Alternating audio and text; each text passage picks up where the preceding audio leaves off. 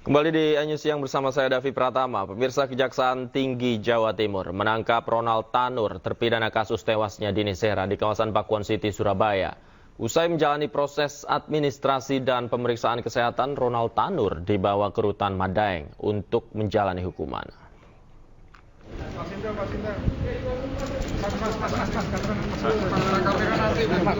Ronald Tanur ditangkap tim Kejaksaan Tinggi Jawa Timur di rumahnya di kawasan Surabaya, Jawa Timur pada hari Minggu.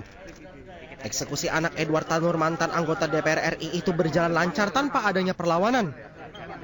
Usai dilakukan eksekusi, Ronald Tanur akan segera dijebloskan ke Medaeng atau Rutan Kelas 1 Surabaya.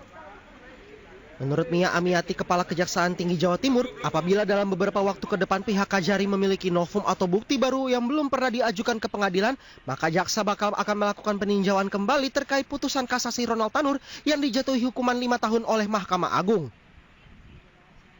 Sesuai dengan yang sudah diketahui oleh teman-teman bahwa Majelis Hakim pada tingkat Mahkamah Agung memberikan keyakinan bahwa terdakwa terbukti bersalah sesuai dengan dakwaan alternatif kami yang kedua, yaitu mengenai pasal 359 KUHP ayat 3. Jadi artinya bahwa di sini terdakwa itu benar-benar terbukti bersalah. Meskipun dari ukuran dari aturan bahwa kami kecewa, ya boleh katakan kecewa, tetapi kami sudah bisa berbesar hati karena yang besar terbukti bersalah. Itu aja. Yang pertama, terbukti bersalah.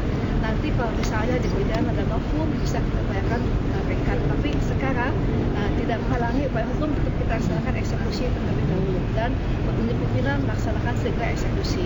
Kemudian dakwaan alternatif mungkin teman-teman masih hafal. Yang pertama berkaitan dengan ke-1 pasal 338 KUHP tentang pembunuhan, kemudian yang kedua pasal 351 ayat 3 KUHP yang saya sampaikan tadi yang terbukti oleh Majelis Hakim pada tingkat pengadilan Mahkamah Agung, tingkat kasasi, dan yang ketiga adalah dakwaan ketiga ada 359 KUHP dan 351 ayat 1 KUHP dan terbukti di dakwaan alternatif yang kedua.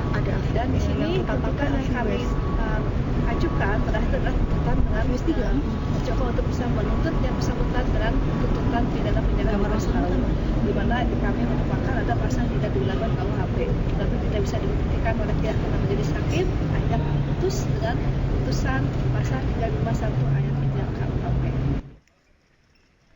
Ronald Tanur sendiri bungkam dan tidak memberikan keterangan saat ditanyai oleh awak media ketika akan dibawa ke Rutan Kelas 1 Surabaya. Mas, mungkin ada permohonan Mas. Mas Ronald, ada mau disampaikan Mas? Komentar sedikit Mas. Mas soal 5 tahun gimana Mas? Kurang atau gimana Mas? Sebelumnya Mahkamah Agung telah membatalkan putusan bebas terdakwa Ronald Tanur dari Pengadilan Negeri Surabaya. Melalui langkah kasasi, MA menjatuhkan Ronald Tanur hukuman 5 tahun penjara. Dari Surabaya, Jawa Timur, Hari Tambayong, iNews melaporkan.